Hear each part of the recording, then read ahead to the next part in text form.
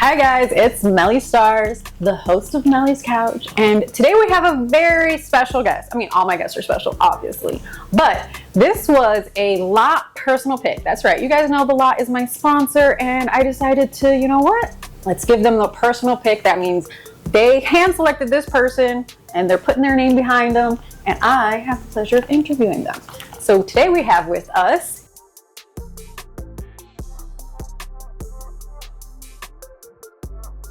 Indica India. Hello. Hi, yay, clap. Shout out the Lot too. Shout out the Lot.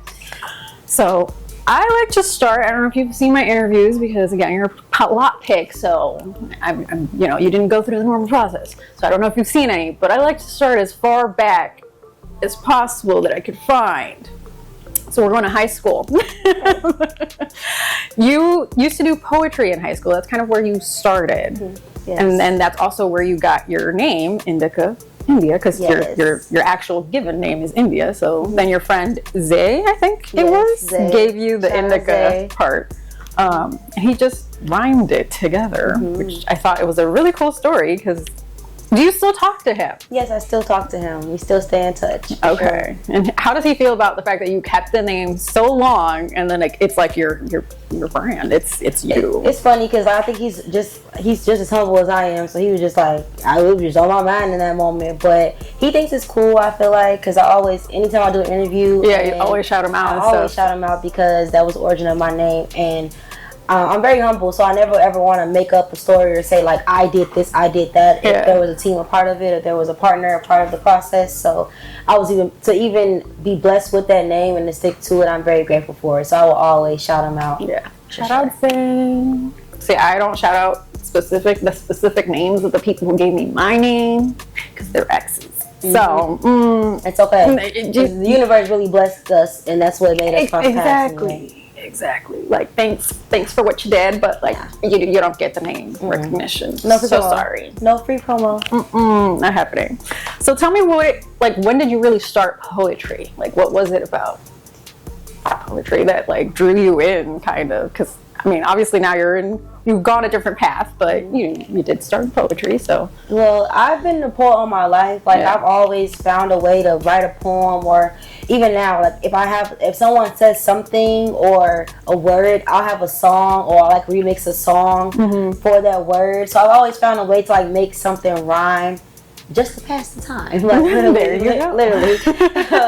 Just because I think it's really fun and it's a challenge. Even in grade school, we had to learn about haikus, sonnets, odes. So just learning that, I naturally love to learn. And so to challenge myself to always have every stanza rhyme, I tried to, like once I started to actually put the rhymes on a beat, I had to learn the difference between stanzas and bars, because every stanza is not a bar. Every two stanzas are a bar. So I'd be writing like hundreds and hundreds of stanzas the whole time. It's like 50 bars. And you'll think that you're really like, oh yeah. And I had to learn that over time, just the different names of certain things. It's not like a necessity for certain people, but when you really want to learn music and even like engineering, I cannot wait to engineer my own music, engineer my own beats. Just learning that, I've always wanted to do it. So I started to perform like late high school really, but early high school in front of my friends. So I had my poetry book. That still counts? Yes, during 7th period lunch, I would have my poetry book ready and I would recite it to them because I was preparing myself for the spoken words that we would do at Victory Gardens, which is not too far from the high school, because I was the type of person that I never wanted to look down at my book on my phone. I always wanted to just perform it like off rip. So I would try to memorize it that day, and it always happened. I would literally do it throughout the whole day, memorize it, and by the end of the evening of the shows or the events, I would be ready. Like I would know what I'm saying, and if I mess up, you probably won't know. Yeah, like you could just like I'll try to keep going. So I've been getting better and better. I was a little poo-poo that just blossomed into this big flower. So I'm very grateful for it. And then when was it that you decided to go from poetry to putting it on beats? Like, was it still in high school that you were like, okay, let's just merge the two? Was it like there was a specific moment you were like? 2019, it was my ex's and I anniversary. And he always made songs, and he would always either like shout me out on it or just make a song for me. When we first started dating, 3 weeks in, he made a song about me. Well, 2 weeks really. Yeah. He made a song about me, and so I always thought it was cool. But my dad is also a rapper, so naturally I've always wanted to just write a song and put it on a beat. I just never did. I would just play it out loud on YouTube and rap it out loud. And my ex at the time, he told me, well, I will make a song for you. Can you give me an anniversary gift? Can you make a song? Can you do a song? And so I was like, screw it, like I'll do it. I'll try it. And ironically, some stuff happened during that moment where I already had the rap written, but like some old friends pissed me off, and they weren't real friends. When you learn, it was just a group of people that were just trauma bonding in reality. And so I feel that in my soul. It was meant to be. I did a Hit 'Em Up Tupac remix, and after that, it was just history. Like, I just wanted to keep going. I wanted to keep challenging myself, and also having my ex be a producer and an artist himself, it helped me push myself because I was always in the studio with him. Oh my God! I would be booking for shows as well, and eventually, like, he would be doing shows as well because he would do a lot of big stage shows. Luckily, he was exposed to a lot of people in his life and his family that already were in the music industry or even part of the background where he was able to be exposed to it. So he was already doing like big things even as the youth, like even as a kid. So he would just be more of a beat maker, even though he was an artist himself. So yeah, so I feel like doing it myself. A lot of times producers, beat makers, they hop on their own stuff or like they dibble and dabble, and I think it's really cool because that's what I want to do anyway. I want to make my own beats and dibble and dabble because I already found my sound, but I already knew before I even met him that it was my calling. I just stuck to making my raps poems, and looking back at my old videos, I literally was rapping because I was saying my spoken words so fast that it might as well have been it was literally bars. And so eventually it just took the universe aligning myself with him for him to push me to be like, all right, I can do it. And it was effortless. So after that, I was just like, you know what, I'm going to keep going. Because it's really fun and I love doing it. Like, I love making music. Oh, I can tell. I can tell from my research. I could tell. Thank you. Speaking of spoken word, you presented the Heart of a Champion Award to Dr. Jen Welters? Yes. Okay. It's a known fact that I have horrible handwriting, so I always mess something up in every interview. And then you were asked to do a spoken word that day, right? When you were presenting or how did that? So how was that experience? It was amazing. I was so Girls in the Gang was the program that I was in. I actually started off being one of their junior counselors, so it was like a summer job at first, and then it branched on to Girls in the Gang, where we were really a part of Teen Squad, where we would go to different schools, but also we were doing programs and meetups with our sponsors and our counselors because it's an all-girls organization. So what they would do was, which I think is very amazing, and I hope that there are still a lot of children that I still am actually in contact with. About 3 of the students that I was actually with as their junior counselors right now, and I'm very proud of them. One, Kylie, she just graduated. Precious, she's amazing. She's a mom now, but she's an amazing hairstylist. So it's amazing to see them grow. And I'm kind of stuck in time when they're growing up and they're like used to look the same. But meeting Jen Welters was amazing to me because she was one of the first female NFL coaches. And she's actually my height. We're both 5 feet, 4'11". So when she met me, she had her heels on and she took them off.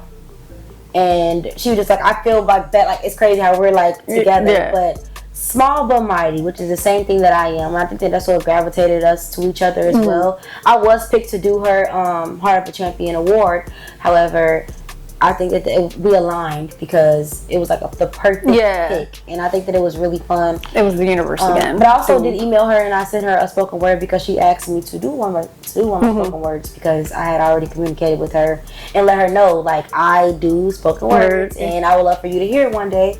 And so she said I can't wait to hear it, and then I told her, and she emailed me back and told me like that was amazing, thank you, and keep going. And I've been going since, so I hope that I'll meet her very soon again. So yeah, we're gonna manifest that. Yes, they're gonna reconnect, and she's gonna see all of the growth, and she's gonna be like, "Oh my gosh, I remember you." Yes, she better remember, or we don't have. She didn't remember. She won't forget when she sees me. Exactly. So you do, when you were starting out, you did a lot of performances like a cappella, like you were saying. How difficult was it for you to decide, like, hey, I'm gonna do it without the beat? Like, because you know, when you're at these events and things like that, you see everybody else, they have their beats and stuff like that. So did you feel intimidated or anything like that? Like being like, well, I don't have any beat, but I'm gonna still do it. No, not doing that, because I already was doing spoken word. So that's how I actually started off. Just checking people's temperatures of what I would do. I would literally rap. Say my spoken words, but I would rap a cappella as if they were spoken words, because that was my comfort zone. So eventually I would branch out and just do my, rap on my lyrics or rap the recorded songs that I did. But I think what made me nervous was just the people around, because it's a lot of energy in the room, and I was new to it. But I really wasn't, because these are more intimate settings that I've been doing now, and bigger stages now. But when I was younger, I was actually exposed to hundreds of students and hundreds of other peers and other young adults. So seeing those hundreds of people made me nervous as well, but it kind of exposed me to the intimacy of different events that I do now and have started to do from 2019 until now. Until currently, So I think you have an event like this week or something. Yes, we do. We actually have it's not necessarily an event, but knowing it's going to turn into a movie. I already know. Shout out Lazy, because it always happens. Exactly. It always happens with Lazy. But we're going to kick back. Lazy was here a few weeks ago, so you already know. Full alignment. And shout out to him as well, because of the fact that a lot of his events he actually booked me for. And it helped me a lot come out of my comfort zone, because these were all different events, all different walks of life. Yes. And I always try to do something different. And now I make my own mixes. At first, I would just send the DJ a song, instead of just having a flash drive ready or even a mix ready, yourself. Because I could have asked my producers to do it, but I was like, for what, when I can do it myself? And I did. And I've been doing it since. So when they say, like, you only get 2 songs, okay, how long is a set? 5 minutes? I'm doing 3. I got it. I already have about like 10 mixes where I have it for 3 minutes, 4 minutes, 5, 7, 10, 11, 15. So you're just ready. Yes, I'm ready. I'm ready. Stay ready. You don't have to get ready. Exactly. So speaking of events, I found quite a few, so we're going to go through them. I'm going to name them. You can tell me what you want to tell me. We could skip them. If you remember them, it's cool. If you don't remember, it's fine, because you are Miss Superstar. So, giving flowers at Tribe House. Remember that event? Yes, shout out Tribe. Yes. That event was actually a women's event. So, it's not only just for artists, but it was a women's event, women's appreciation event. And shout out Gabby as well. I'm doing a lot of shout outs. I love it. Because I think that it's best to pay homage to not only your city, but the people around you that have not only blessed you, but impacted you. And Derek, who is the owner of Trap House, he threw an event, which was a women's appreciation event for female artists, not only just, rappers or singers, but also poets. And artists. Because I'm not just an artist, I am what art is. And I think that it's really cool when, like, you can be appreciated, because as humble as I am, I love when people actually, like, notice certain niches about me, or even notice me, because it's like, oh, for real, you saw that? I didn't know you saw that. Yeah, but you don't say, did that little thing? Yes. Oh, wow, okay. So I've been, a part of Tribe for years now, about 4, I want to say. Oh, wow. Actually, 5 years now. It's wow. 5 years since y'all got a good relationship. We've moved from different, everywhere they went, I went from 43rd and Princeton to Damon, like right off Damon, Blue Line. So I've always stayed in touch with them because of the fact that they've been sincerely supportive of me. I've never felt, awkward in that setting. I've always felt like myself, and I've always been able to branch out more and more. And the main thing that they've taught us or challenged us with at Tribe was stop rapping over lyrics. Yes. Try to do acapella. Please. Play it over the beat. Yes. And don't get me wrong, I still do it sometimes. I can admit that. I still rap over my lyrics. Especially if it's hard, if it's hot, or if I don't have the mix specifically, I may do it. But when I actually am focused and locked in like I am now, I sound exactly like the verse. So there's no need to. So I've been having moments where I've been stopping doing that and just playing the beat And now I need to, with this new phone, find all my old beats and just make a mix of those old beats and just go crazy with them, or do some ins and outs and just go like that. Because I think that'll be way more professional and litter if it's like that. Yeah. You can hear me like that as Exactly. Like, sorry. That's all artists should try. Just try to just do it on the beat. Yeah. That's what we came here for. I'm working on it. OG Black said that. Start rapping over lyrics. My bad, OG. My bad, OG Black. Please. But he's right. Please. So I'm working on that for sure. So this event, I didn't find a name for it, but you were like performing 2 stories above the crowd. Oh my goodness.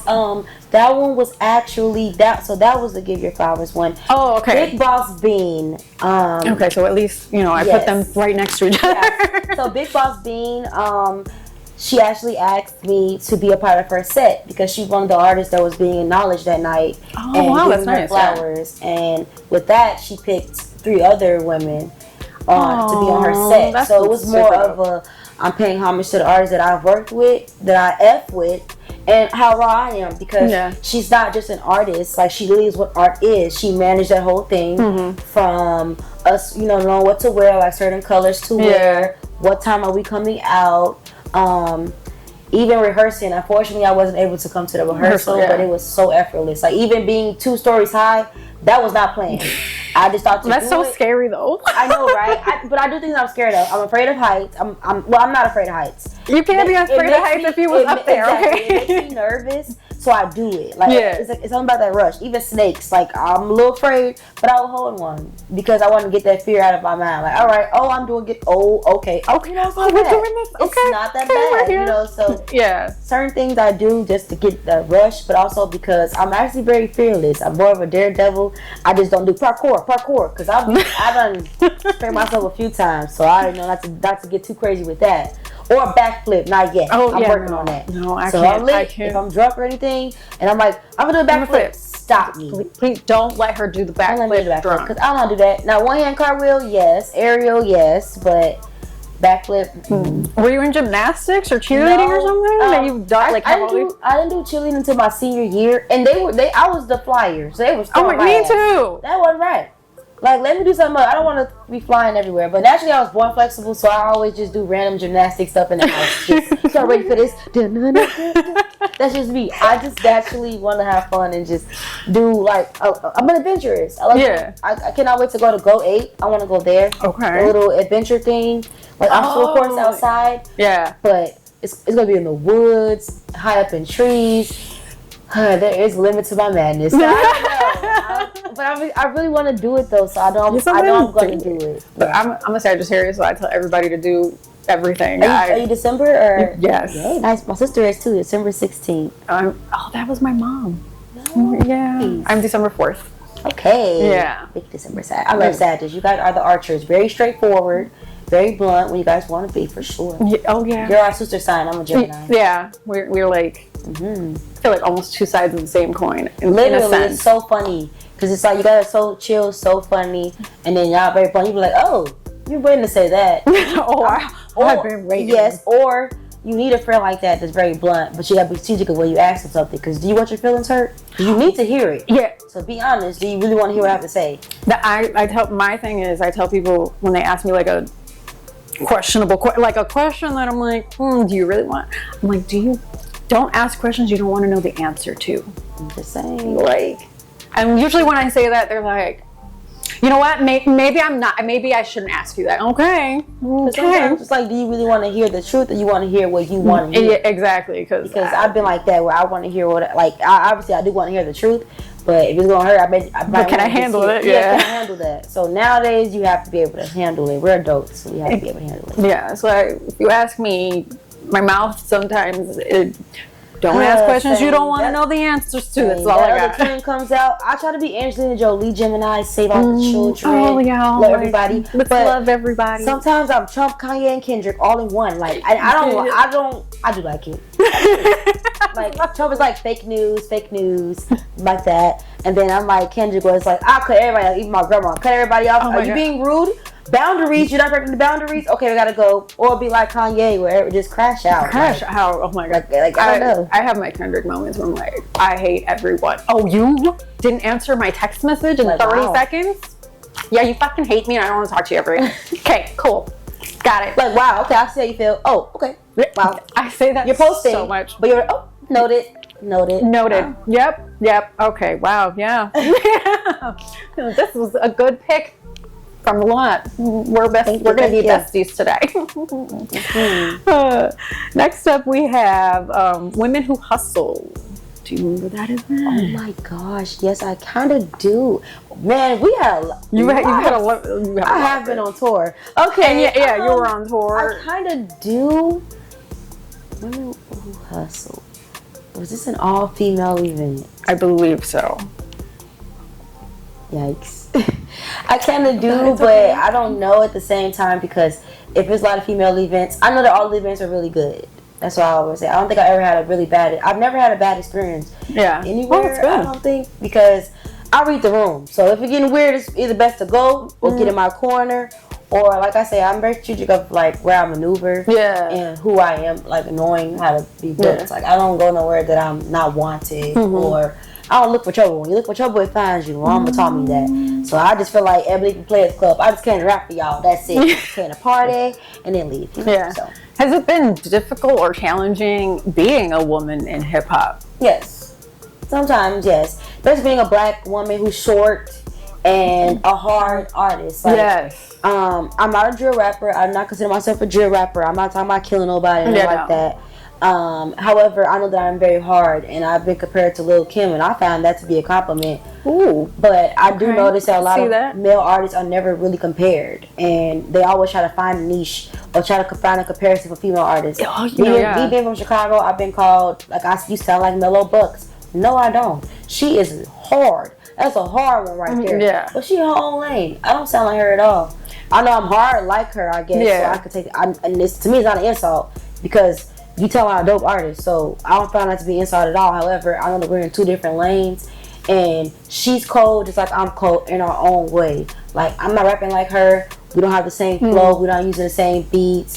We're not talking about the same, or maybe similar. Yeah. Because with females, we're talking about how these niggas ain't shit probably, or how I feel like every female don't say that though. Right, but just like every man. Like, but every man is out here calling every female hoes and bitches too. All that. So I mean, that doesn't necessarily mean you're like a specific artist, because. And I'm very versatile. I love working with any artist. Like I cannot wait to work. I cannot wait to work with Mommy Zaddy. I cannot wait to work with her. I love Mommy Zaddy. That's my baby. I keep saying that because it's me. It's not even her. She waiting on me. I gotta get it together. It's me. I got this beat already for her, but I just gotta finish the song. Once I finish it, it's up. Like, I cannot wait to work with her. I love being versatile. I love Mommy Zaddy. It's not just rapping. I love any artist that is open to working with me, or any other artist that I'm open to working with. I love challenging myself. I love different beats. I don't care what kind of beat it is. If I feel like I can hop on it, I'm going to hop on it. Or I'm going to try my best, because I love being versatile. Right now, I'm actually ghostwriting for an R&B artist right now. Ooh. Which is very different. We're talking about R&B, and I'm over here being hard. So it's really fun. I'm having fun. Yeah. I'm really doing things that I've always dreamt of doing, but also that it was already written. I'm just reading it. So that's why I'm very happy that I'm doing things that I've wanted to do, or even challenging myself more and more. I'd have to take a bigger leap. Yeah. Because the only fear that I really have being a female artist is the fact that I want genuine people around me. Nobody fake. Yeah. Unfortunately, a lot of females in this industry, if something doesn't go their way, or if you're friends with someone else, they don't like you, or now they're not going to be associated with you, or they speak bad on you instead of just going your separate ways, and we're just not cool. And just leave it at that. I don't speak on nobody that I don't speak on. You would have heard it by now, or you would have heard of this song by now. I personally just feel like I don't have to go out of my way to be miserable, and a lot of these female artists and a lot of these male artists are living in the house of pain and living in a glass full of lies. Okay, throwing stones. So I don't want it to be like that. I don't want to be a rap capper where I'm saying I'm worth this much, or I got all this money in my account, and I'm sleeping on the floor, or there's no food in my pantry, or I don't have a way to get around, whether it's Uber or CTA or a car. Oh, yeah. You know, I don't have. If I'm just, I don't have a pot to piss in and a window to throw it out of. If I don't have none of that, and if I'm living in a facade, I just don't get that to save my life. But it's not for me to get. That's why I always say in my raps, I have tunnel vision and I'm in my own lane, because I'm not speaking on the next person or trying to figure out, oh, well, what is she doing or what is he doing? Oh, I could have did that better. Shoulda, coulda, woulda. You would have did it. If you wanted to, you would have, but you didn't. You would have did it. And why do you care what they're doing and what you could have did better? Do something better for yourself. Mm-hmm. I really have been studying myself. My friend K-Cap, shout out K-Cap, when we first started on the scene together. So like, I've been on the scene, she's been on the scene, but like coming together and just doing shows together, or even, you know, be on the same sets. After our shows, she used to study herself. She would sit there and watch the videos of herself performing, and I wouldn't. And my man, I already know I gotta do better. I probably wouldn't do it better. Like, for example, rapping, and I used to hold myself like this, more so reserved. And just to your, And over time, I'm like, girl, walk around, look around, put the mic down, because people are taking pictures of you. You can't just cover your face. Or, girl, hello, wave me. Exactly. Like, you just find ways to just loosen up. Yes, get the party going for real, and just being able to just open up. But when you are an empath, and I know this is a simulation, and when you are around a lot of NPCs, oh my goodness, there's so many. It's a lot of like, you have to protect your energy, and so that's why I always pray for genuine people. I do want a manager, but I want a manager that not only sees me as this light, but also as a human, not just a cash cow. Like, literally, don't try to overwork me. I was just watching last night, ironically, the origin of Diana Ross, or like little messy scandals that was happening with her and Michael Jackson and things like that, and how her manager of the Supremes during that time, it was, you know, the Supremes were 3 women. He was madly in love with her. So, to the point where you can notice that. You can notice how they all were dressing, how she was always the standout one. She was always the star. Yeah. He actually broke up with her because he said he saw more potential in that partnership than their relationship, which is amazingly crazy in a way, because like, I love you enough, but I love your career more. Like, I see your artistry. If the relationship is not working, then we can't do it. So you actually were more in love with my career, which is great in a way. In a sense, yeah. But then that means that we shouldn't have been dating. Because you will make an amazing manager, not a manager. Sure, yeah. And so with that, because he saw it, and sometimes as humans, you try to shut down. Yeah. And she said it. She started to lose weight, pass out at shows, not be able to eat, drug addictions, things like that. So spiraled. In the same with Britney Spears, y'all have a conservatorship over her. But you're not caring about her. She's not a machine. She's a human. They really treated her like a machine. If you watch like all the documentaries and all that stuff, heartbreaking. I read her book. Holy cow! Yes, heartbreaking over and over again. Yeah, that's heartbreaking, because I'm the money maker. I'm the one that's actually feeding me, making you happy, because just money will make you happy. Not. And then I think the craziest part is that she was paying for the attorney for her dad, who was her conservator, and then she was paying her attorney, and that was like, she was paying each of them like $500,000 a year. Yes, I'm like, that's heartbreaking to get away. To get away. It's like, okay, crazy. And I don't need that. I would love a genuine team around me, not even just a manager, but a genuine team. Yep. That's why I always pray to God, and I say, anybody that does not mean me well, show me their hand. Show me their hand. Because your natural saying should be, you never let your right hand know what your left is doing.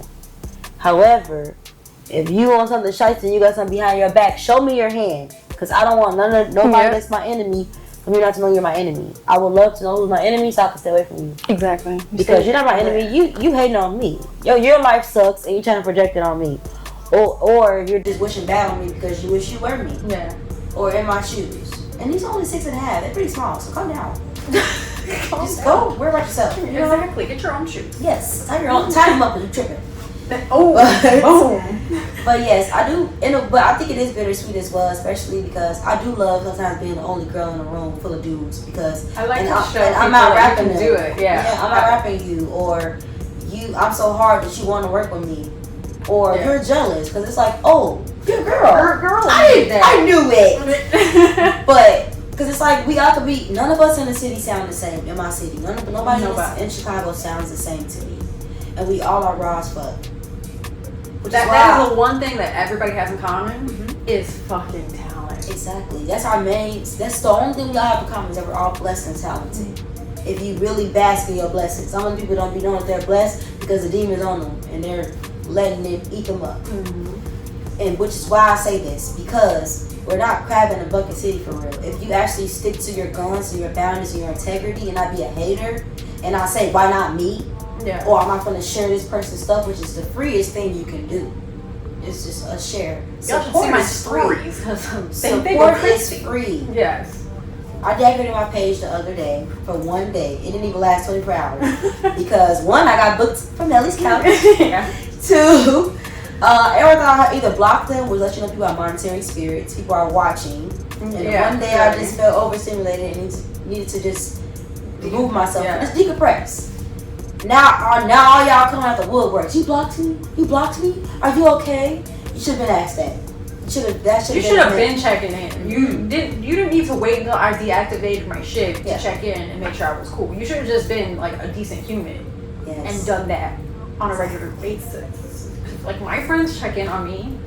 Hey, how you doing? Yeah. Or, hey bitch, it's been a while. Exactly. Hello, you on TV? But I also not the person that have been like a help, like an asker for help or an asker for a need. That's why my friends have to check in on me. I got friend PTSD. I have people who are friends and family that would purposely be there for me, just throw it in my face. Just to say, oh, I did this for this person, or I did it for her, or she ain't even have this, or she was down. Remember when I did Excellent D? That was you. I thought you was doing that just because off the strength. Not because like you was going. If I knew you were gonna throw it back in my face, I would have asked. Because I've been fine. God's had me this whole time. I've been straight. I would have kept my mouth shut. Yes, exactly. I would have figured it like I always do. Facts. But I would just pray for that. And also, yes, my wall is up, and like I'm very cautious of other people, but I'm also very open to beings because. You can't just, I don't just care about hearsay. I'm not going to listen to what someone else said about this person until I get a feel for myself. You just gotta let people talk. Let people talk, they'll tell them themselves, or they will show you their hand. But there are a lot of genuine beings around me, a lot of women and a lot of men who are also artists, who are producers, who are promoters, who are podcasters, that are amazing people, genuine people I feel like, and I also know. And that never mean no harm, but also because the energy reciprocated. If I genuinely have done nothing towards you, or I've done nothing but show you love and support, which is off rip what I always want to do. I never want to be mean. I would never be a hater or a judger. I'm working on not talking about, because sometimes we talk shit, which is still judgment. But that's God's job. Last thing I'm doing is God's job. I'm not judging nobody. That's why I never talk about, like, I never have a debate about religion or politics with anybody. Because you know what the fuck you know, what you think you know, and also religion, y'all doing everything what the main thing that every religion says, which is love thy neighbor or don't judge. Let me do it. Let the being, the universe, the spirituality, whoever you believe in or whatever you believe in, even if it is yourself, focus on you. Focus on what you have going on. That's it. And that's what I've been working on as well. I'm working on just not caring about who's on my side or what story is being told. Whatever you told, believe them. Or pick a side and die there. That's where I'm at. Because at the end of the day, I'm with myself at night. I'm with myself in my own room. When I go home, I'm by myself. When I rap, when I think, it's just me in here. I'm sitting in a circle full of me's, literally, in my head. And that's just the main thing I want to stick to, because I know the money won't change me. It may change my clothes and where I'm at, but it will not change me, and it never will, because even now the opportunities, people that I meet, never has changed me. I'm still going to stick to my people and my guns. I'm going to always do that, mainly because the only person that I felt like was always there for me was God. No matter how far I felt like I steered away, God was there. The universe is always just like, all right, let me show you something. You care about support? I'll show you support all the time by even strangers in the room. I'm showing you by fallen angels, or because fallen angels could be devils.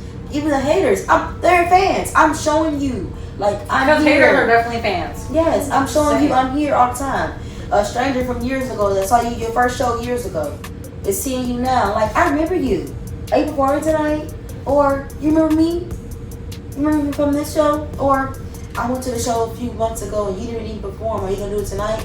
The fact that you can even remember me or I impacted you from years ago, it makes me emotional, but I also appreciate it because it's like, damn. Me making an impact. Now me? Yeah. Like, wow. And that's why I always say when I first, my slate in the beginning of my performance always is, my name is Indica India, and if you don't know me, I promise you're going to know me very, very soon. Yes. I've heard that so many times over the past 48 hours. Yeah. 48 hours. So you guys know I do my research. Well, thank you. So let's get back to kind of the performances, since we're talking about how you introduce yourself at performances. Eyes on the Prize. Oh my goodness, yes. That was so fun as well. That was actually one of my first battle raps. I never did like a battle rap. I had like back to back. One, yeah. Like I've done technically competition when we all perform, and it's not necessarily as fair because it's really who has the biggest crowd. Mm-hmm. Some of them I hate when it's based on crowd participation because it's favoritism then. Yeah, it's bullshit. I've also been a judge for about 5 shows now, and I've always tried my best not to be no favoritism. Try to be as biased as possible and be as honest as possible because I want my friends to be honest with me as well. And I don't care who got the biggest crowd or if they know who you are. I want to see if you are interacting with the crowd, if you going hard, if you are confident in yourself. Because sometimes that big crowd is needed because you need somebody to amp you up because you can't do it yourself. And which is nothing wrong with that because it's human. Sometimes people go through trauma where that's why they like that. But over time, once you got that shell, it don't matter who there. I'm gonna rap and I'm gonna gain a fan that night. That's my goal. Gain a fan tonight and impact somebody and cross path with them again in the future. That's usually how I am. But Eyes on the Prize was very fun because even going against, I actually went against, I wouldn't know their names because they jumped me. Okay, it was 2 of them. It was 2 artists. not like real jumping, but battle jumping because it was 2 artists against me. So that's how I wasn't able to make it to the second part of the race. Yeah. Like I made it to the second part, but I didn't make it to the final 2. I made it to the final 3. So final 4 technically because it was 2-2. So yeah, but congratulations to them though as well because they didn't win, but they were, the ones that beat me because I was right there. I was this close to going against the winner. And I think it was really dope. It was cool to me too because I'm like, I'm not scared. Yeah. I was like, and they also it was a big generational gap. Because we're talking about old school and then I guess I'm new school. I didn't think I was new school, but yeah. It was like that's such a debate too that I've heard. It's like new school versus old school. And I'm like, why can't it just be rap? I'm literally a 90s baby. Unfortunately, I thought I was a millennial and I'm not. I'm Gen Z. Yeah, I'm a millennial. That's so you think you're better than me? I thought I was. But you know what? I identify as a millennial. Yeah. Okay, there you go. You know what? Exactly. If you can identify whatever you want to be, I can be whatever I want to be. I am a millennial. Okay? 90s baby, 99. Right there at the cusp. I just don't get it though. Like, y'all could have just gave me that. And the 2000s could have been the Gen Z. You know what I mean? Yeah. I mean, that made more sense. That looks like a little bit more sense. It's okay. But it's fine. I'm grateful though, because I still have an old soul, and I'm literally in the middle. Like my music usually isn't on shuffle because some of my friends know some songs, some of them don't. And I'm like, how you don't know this song? Y'all never played this music? What was y'all playing? How old is your mama? Like, what do you like? You don't know none of these songs, like, or like the students at my job. Oh my gosh, they done put me on to I'm not gonna lie, a few songs. That's how I know I was getting older. I'm like, who is that you playing? Make it clean. What's the name? Search that up because I'm gonna take that. I'm gonna do some. I'm gonna play it later and be like, how the hell did he find this song? I saw him up yesterday. It's nice, like, they got some good stuff. And also the students at my job push me too. Yeah. Because they'll tell me like, when are you gonna drop? When is the next song? Hurry up! I'm like, okay, my bad. Let me get to it. Let me go into my cave and figure that out. Like my fucking bad. Okay. You know what? It's funny though. When I was watching your 290 Mo interview, you brought up Immortal Technique. I'm like, I love Immortal Technique. Nobody knows him. No, I know, and I'm like, I love Immortal. I grew up on it. Oh my gosh. And Mo's like, I don't know who that is. I'm like, Richard, I'm in my room. If y'all know MF Doom, come on now. MF Doom, Big Pun, y'all should know Immortal Technique. I'm just saying. On. And I hope I meet him one day. I have reached out before, but I'm gonna do it again this year. We try it again. Yes. Because my first album was actually inspired. Like the album cover was actually inspired by one of his albums. Because he had his skyline, the New York skyline, so I'm like, let me do Chicago skyline. It looked so familiar, and I couldn't pinpoint what it. I was like, why does this cover even look the description? familiar? Because he had a description of his album or himself, and so I wanted to do the same at the top. So yes, I saw that too, and I was like, why does this look so familiar? But I couldn't place it. Like I was like, this feels like nostalgic, but I can't place it. But I'm like, what the heck? Now he was the reason. He was a part of. He actually was the reason that I started doing spoken words because "Dancing with the Devil" is a long song, but you never know what's the saddest song. Like, I got emotional when I heard that one because I was like, no, did he find love again? He did. He's married with kids, thank God. But I didn't know because like that was so sad. Like no, because he was like, I'll never find love again. I'm like no, he did. Yeah. But yeah, to be able to rap thousands of lyrics. Rhymes at that for 7 minutes, 8 minutes, 6.5. Tell a story. You're telling an entire story. I wanted to do that, so I'm like, well, let me try to do it. So I did a letter to my father. It was one of my favorite spoken words that I've done. And after that one was super powerful because I heard it. Thank you. You did it somewhere. I heard it. I know I heard it. I did. I performed it a few times too. Yeah. So that one's like, I'm like, wow. Yeah, that was amazing. That one, I could see the inspiration from Immortal Technique. But I got pissed off because Mo didn't know who Immortal Technique was. It's okay, we gotta put him on. And I was like, he's an extremely conscious rap, and that's why that's why I love about being versatile because I will be going back to doing my conscious raps as well because I do that too. But it was just naturally me being a poet that I was doing that with. But you can tell me fingers on a beat too, so I'm definitely gonna do that. This month alone, my birthday is May 27th, so I have a lot to drop as a birthday present to myself. And this whole month and the remainder of the year, I have to do a lot of dropping. No more talking, just dropping. Just dropping. That's it. This is the most she's gonna talk all year. Is on the couch. The rest of the year is just dropping. Okay. No, I'm gonna talk. I'm gonna talk, but I used to call it useless knowledge. It's no longer useless knowledge because I've been saying a lot of fun facts, and people are like, how do you know that? I'm like, the fact that I have to use it now, I'm happy that I was using it. It's been in my head for like 10 years. Yeah. So happy that I like the ice. My friend put some gum on her I think it was her pants or her shorts, and I was like, ice to get it right out, and it did. Learned that 10 years ago. But I didn't need it until right now. Exactly. But it's not useless knowledge. See, so like when I go off on like random things, I'm like, these are Melly musings. I don't. I spell it out. India's notes, Indica's notes, or whatever. I say noted. Yeah. So they're not useless. Let's get rid of that word. Exactly. No longer useless. They're gonna be useful someday. Clearly. Exactly. Whether it's 10 years later or not. Tell me about rhythm and backwoods. Oh my gosh, Cece, I love you. Shout out Cece DeVille. Okay, so Rhythm and Backwoods, one of their first events was that I actually booked for was their Halloween event, October 29th. And was that the Halloween versus Halloween? Yes. Oh, okay. So that one was actually very significant. I remember that exact date because I dropped my album a few days later on the 31st, which is Halloween, and they were the inspiration behind it. I didn't even know anyone there but Cece, the person that booked me, the woman that booked me. Yeah. And I did actually know someone that came in there for like 10 minutes and then left back out. That was like from where I'm from, like my neighborhood. But no one else in there I knew. And I ended up leaving knowing almost everyone in the room. Oh, that's awesome. Whether it was from photos to reaching out, networking, us doing group pictures, being in the group chats. It's been an amazing support. They go on live every Tuesday sometimes. Oh, okay. And play music, do reviews, and Mama Said is one of their favorite songs. So Mama Said is a good song. Thank you. It's a pretty good song. But yeah, that was a very significant one because I felt so welcome. I actually walked in though a little nervous because I did come in. Yeah, because you didn't know anybody. It was like a lot of energy. I don't know what it was. Usually I'm not nervous, but I felt like a younger me where I had that feeling because when I was younger, performing, like first starting to perform, I used to feel like I had panic attacks because my heart would be pounding so extremely fast. Oh my God, yeah. So I can't really hear nobody, and I'm shaking. So I'm like, oh my God, breathe.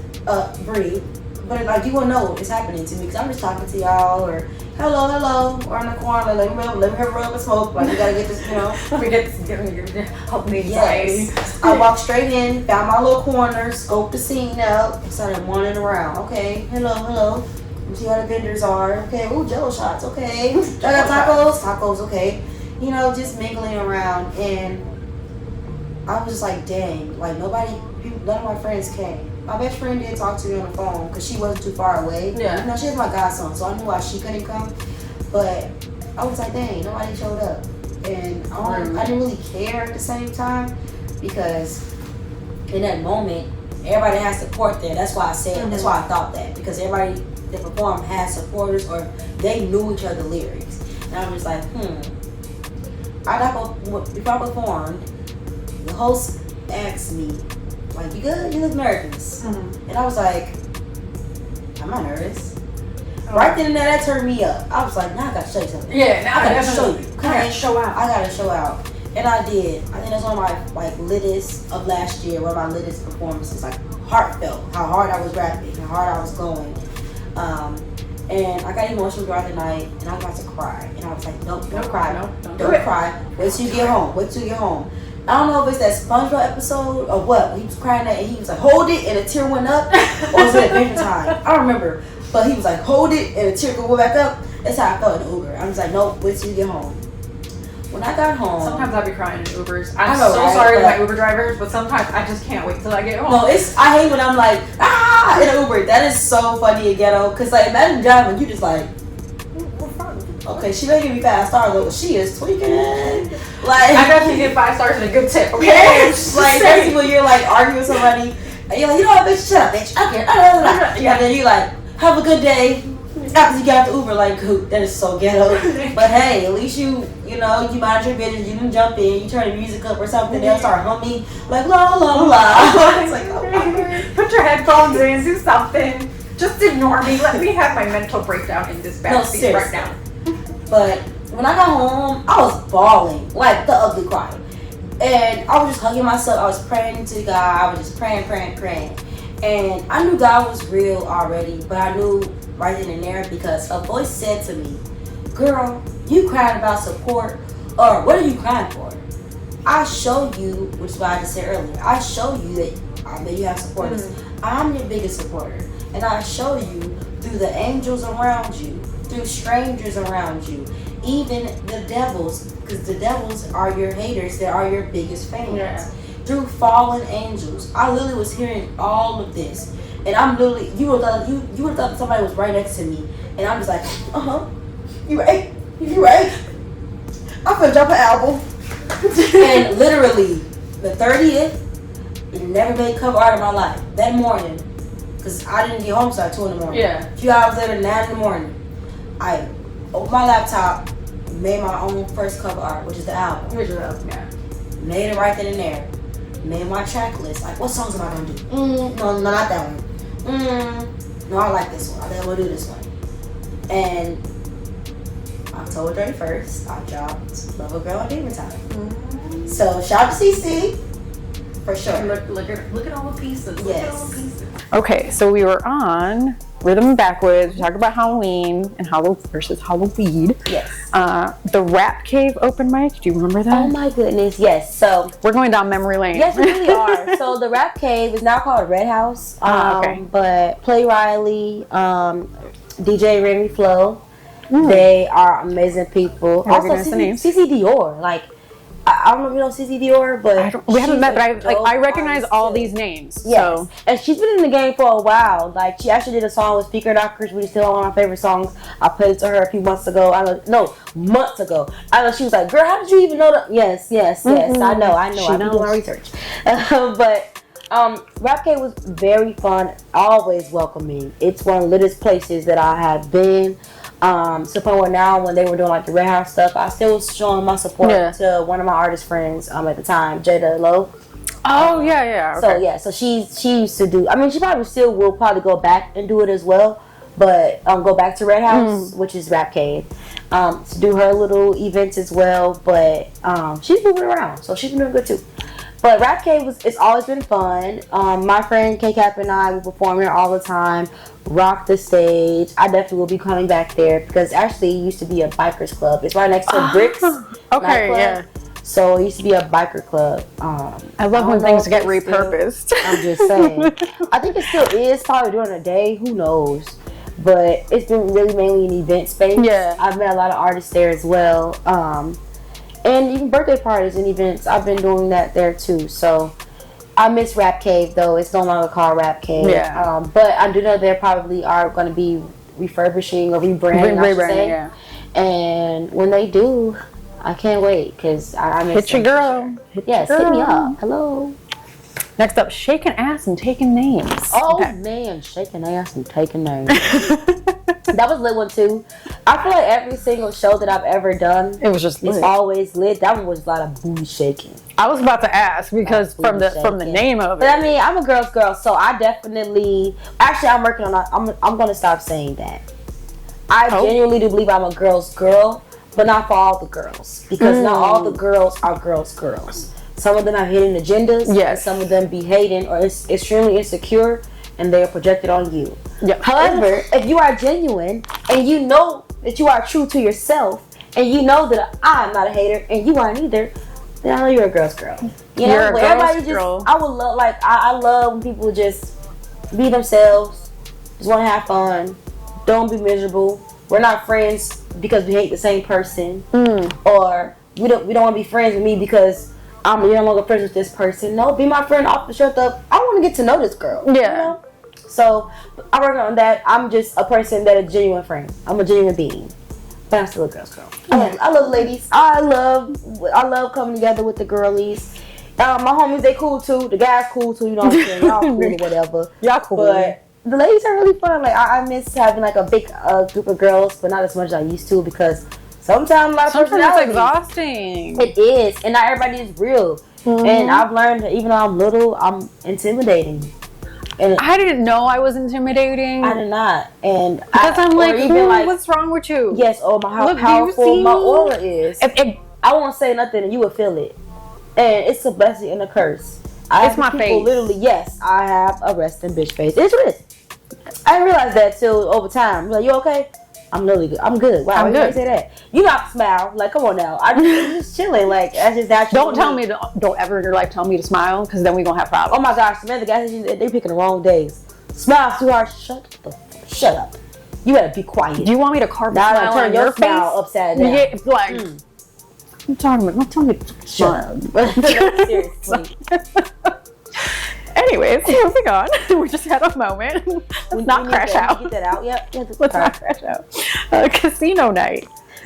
Do you remember that? Casino night. That's all I had written down was casino night. Ooh. Because I'm trying to see if this was like out south. Because I know it was like a casino. It wasn't necessarily a casino thing because they weren't even gambling. So then what is the point of calling it casino night? Or maybe they did in the beginning, or like there was like certain rooms and we were just performing, and then like, cause I don't gamble, cause if I lose, when I go to a casino, I'm a one player. If I win, yay. If I lose, all right, that's it. That's it. I'm done. That's it. Because I'm gonna crash out. I will. And then like depending on the game, I'm a gamer, so I will keep going. But when it comes down to money, oh no, it's a win-win or a lose, and that's it. Well, that's it. That's it. I don't want to lose again. That was a loss. Not even a no. I'm gonna take a lesson. That's not even a loss. Move on. Just a lesson. So I'm gonna go. Yep. Move on. Call it a day. Cause you opened up for Mellow Books. Yes. Last year, like recently. Literally in September. September.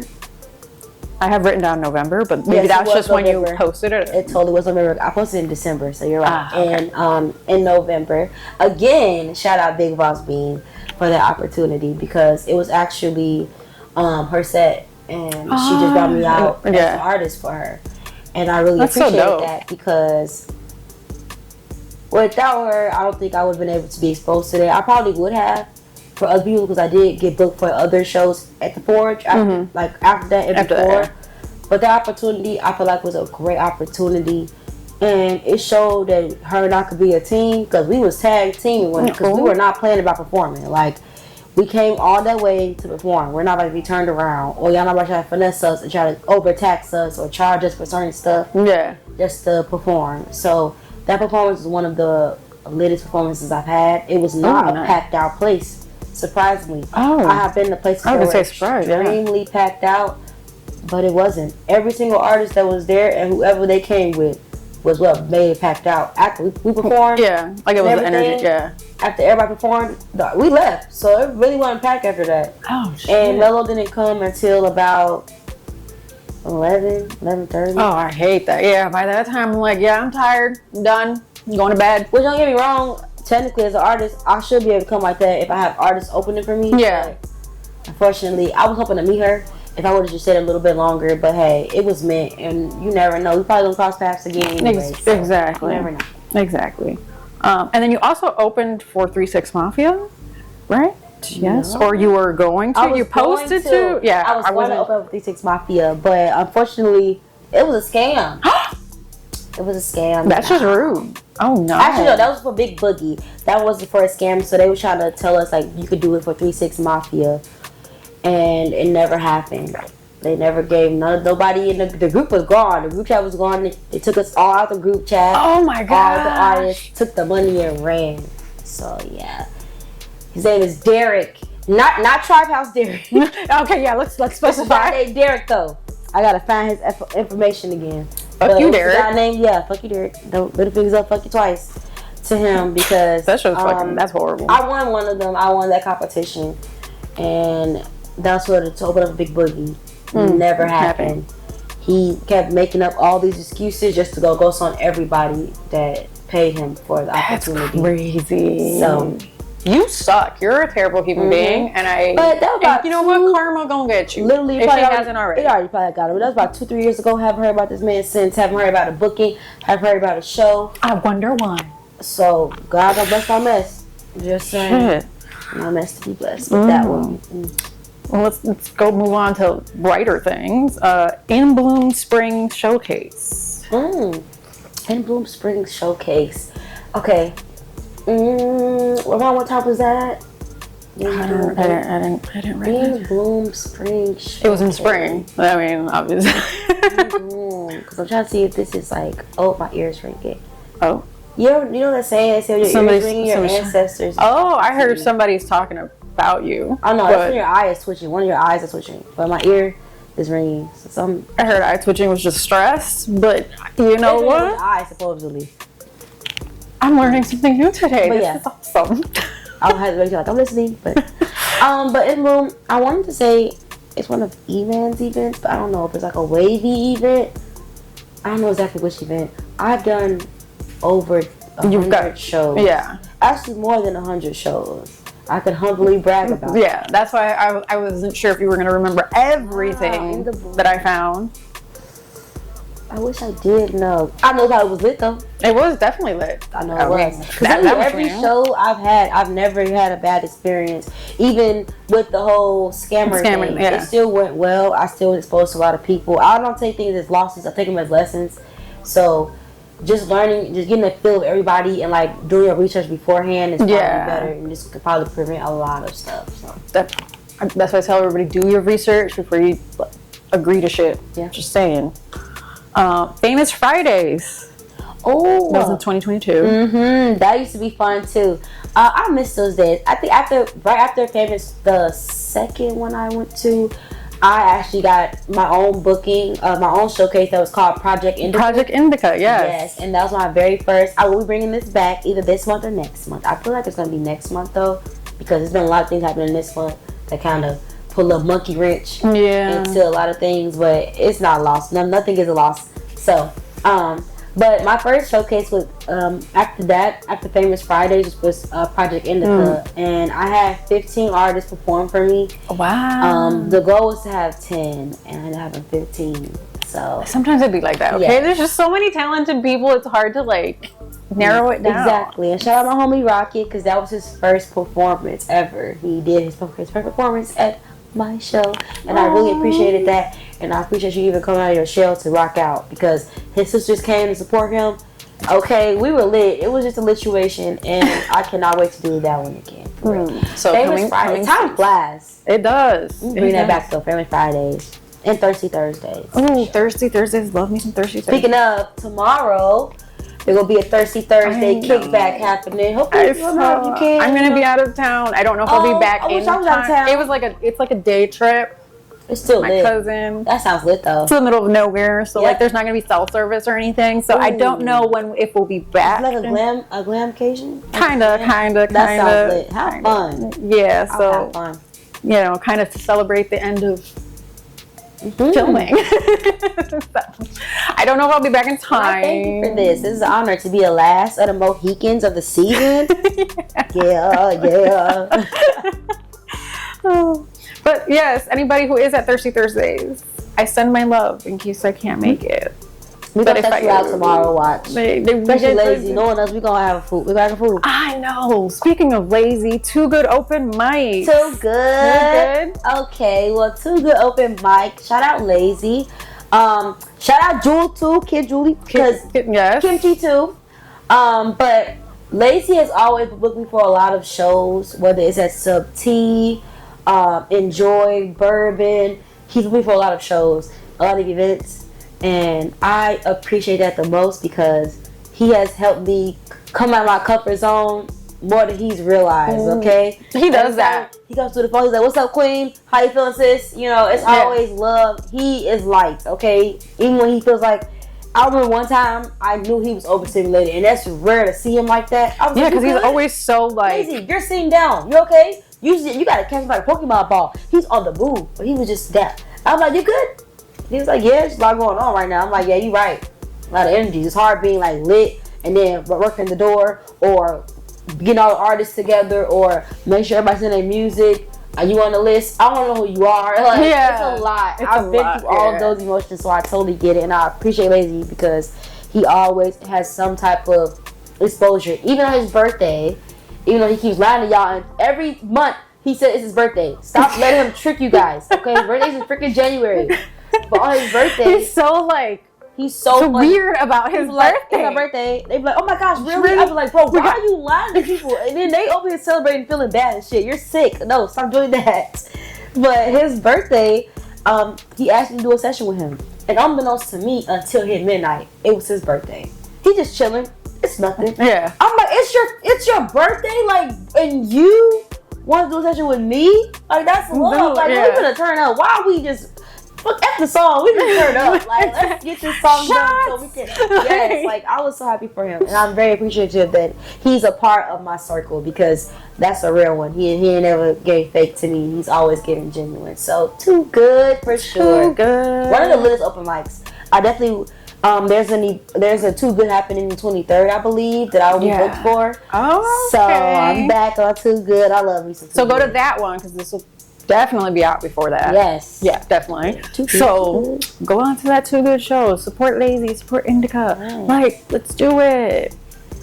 Now let's move on to music. Yes. We touch base on all of the performers. Not all of them because you got five, but some of them. So let's get into the music. We already talked about your inspirations.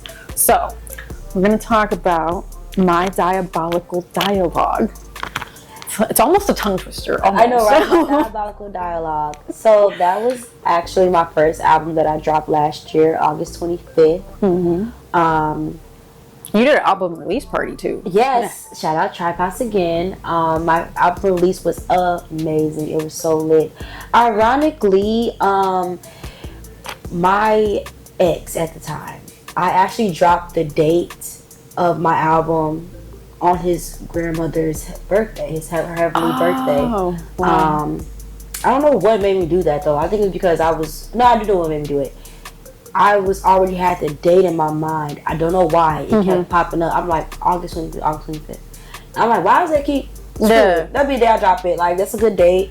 And then I remember, it's, his grandma's birthday, his heavenly birthday. And we weren't even in touch for real. We weren't dating, nothing like that. It's literally ex from, like, literally years ago. But I don't know what it was that made me do that. Because I already had My Diabolical Dialogue in my head. Because I wanted it to be my poetry book that I wanted to that you kind of words. Yeah.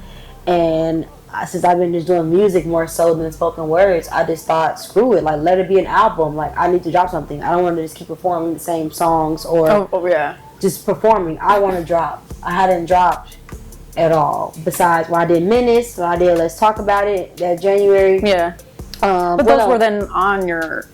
Well, Menace was on the album. Yeah, no, Let's Talk About It was actually last year. I'm sorry, but with Menace, I had already dropped it. And that was late December, so I just felt like, oh no, like it's been months. I've been doing nothing but rocking out shows. Show something different, like give them something. Give them something, yeah. No more snippets, just drop. And then something for them to go to. Exactly. After they find you at a show. Because I'm just busting y'all ears with unreleased instead of busting y'all ears with the streams too. Because I can show you guys a whole catalog and my versatility. Because none of the beats are the same to me. Because none of them are the same producer. None of them are the same engineer. They're all different producers. Stu Man. Unfortunately, I say unfortunately because I would love to stick to the same Stu Man. Yeah. Woman. Maybe it's person. Maybe I need my own Stu Woman. That's probably what it is. You know what? You keep going to them, man. I'm gonna you up, Sparkle. Okay. Maybe that's what it is. The universe wants you to have a Stu Woman. Yeah. And you just keep going to the Stu Man. Yes, that plays a part as well. Goes back to being a female artist as well. I've had to cut out a few producers because they weren't doing their job or they didn't see the. It was giving love and hip hop where you trying to talk to me. Can you just press space bar down? I just want to record, just record me exactly. Or now those free sessions are out the window because all this time you would give me a free session because you were trying to fact, and now you realize that I'm not kind of fact. Now you like, back. Exactly. Nah, bitch, it's 50 an hour. 50 an hour. That's okay, I'm not broke. Well, how much is it an hour? All right, you give me a deal though, right? All right, bet. Because I'll say these 3 hours. I'll tell you that right now. Yeah.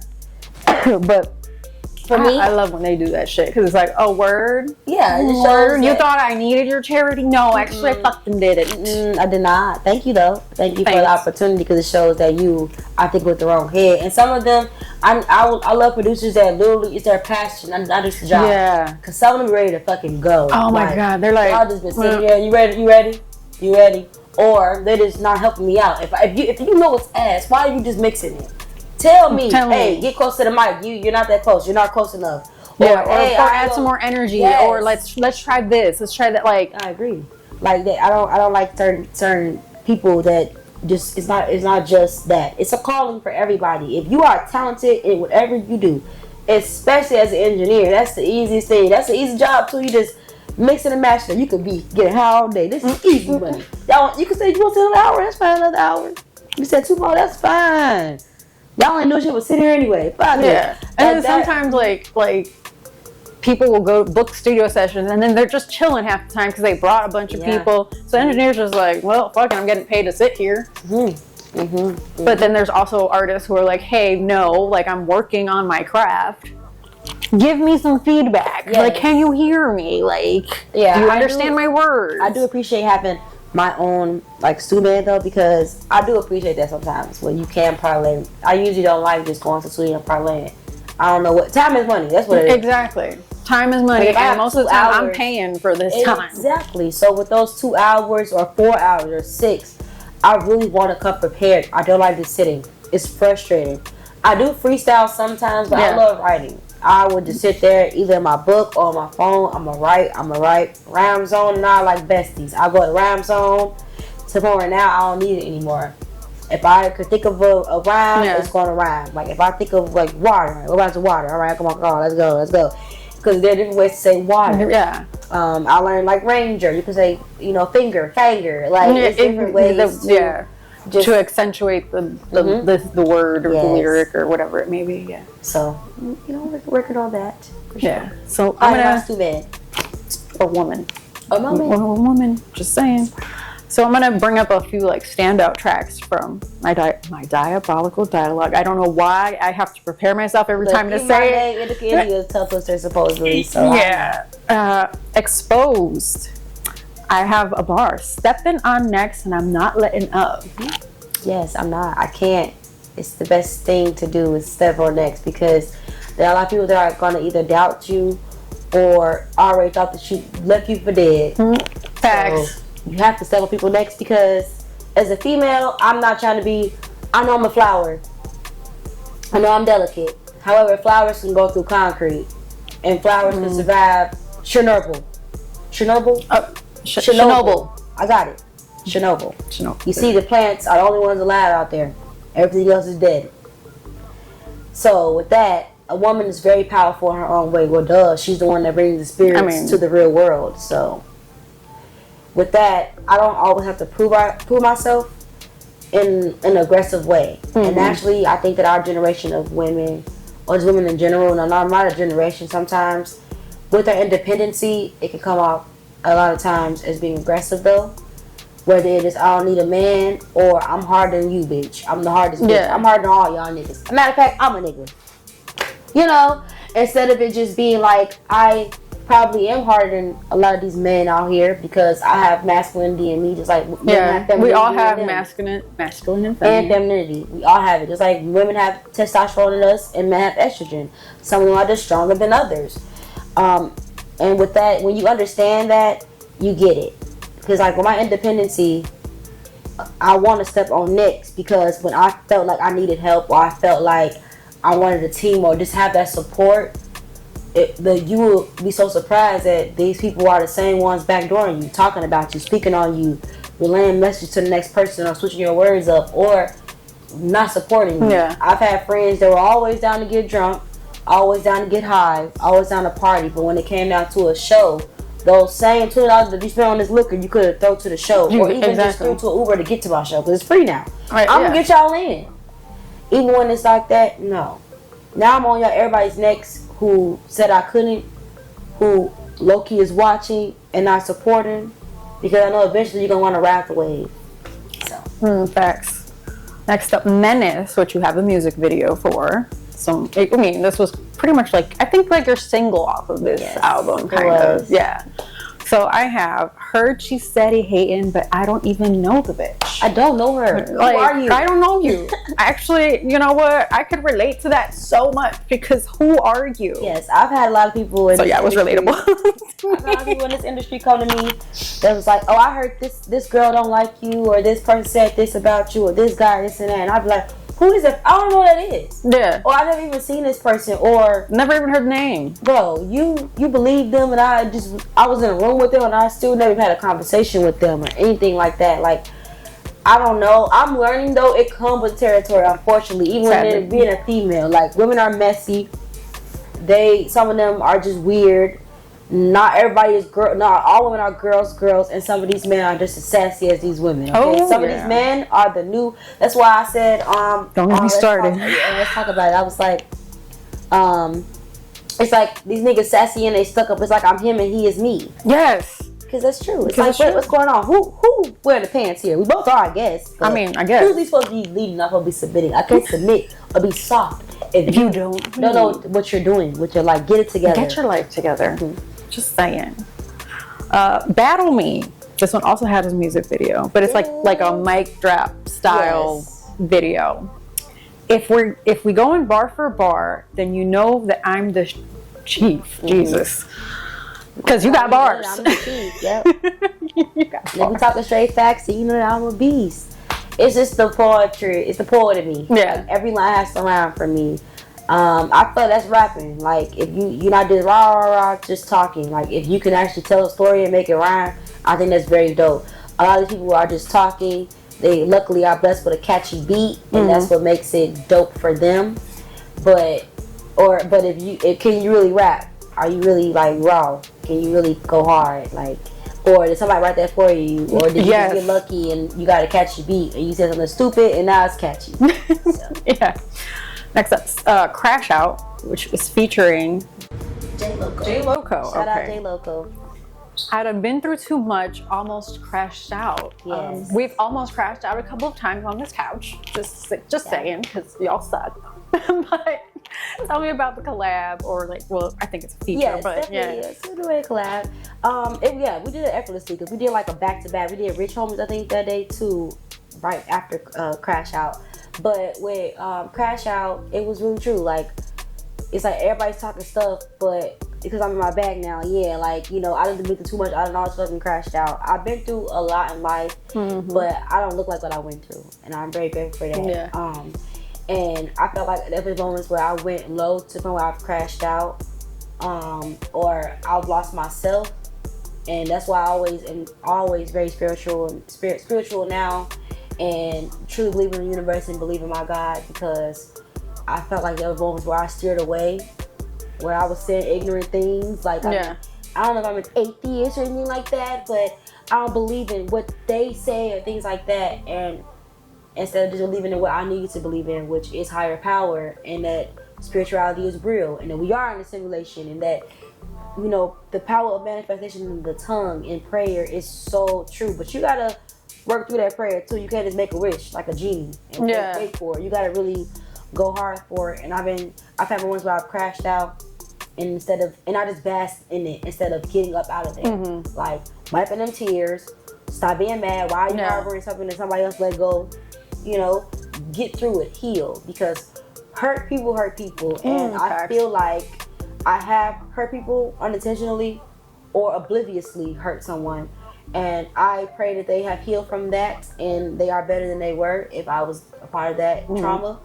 But I know that I'm not who I used to be, and I'm very happy for that. I will be 26 in a week and a half, so it'll be a year that my frontal lobe has been, you know, developed. Yes, it'll be a full year that I've been basking in this, and I'm very grateful for it, because I don't think that younger me would be able to speak, articulate, and pronunciate things the way I am now, and clarify certain stuff, or even have the same thoughts at all. I don't think I probably would positively, but I would just harbor it. I feel like, and just be more. You wouldn't be vocal. Watch out for the snakes. Don't trust no one. I still don't trust no one for real until you really get. You gotta somebody. show me that I can trust. Love people where they at though. That's what I learned as well. Because everybody got it all in the head, and it's come with the territory. The NPCs. I'm telling you, there's a lot of that. And you realize that when you ask the most simplest questions, or even like a spiritual question, they be like, I don't want to even talk about that, or they glitch or whatever. I just had a friend just tell me the other day, like, she was talking about NPCs and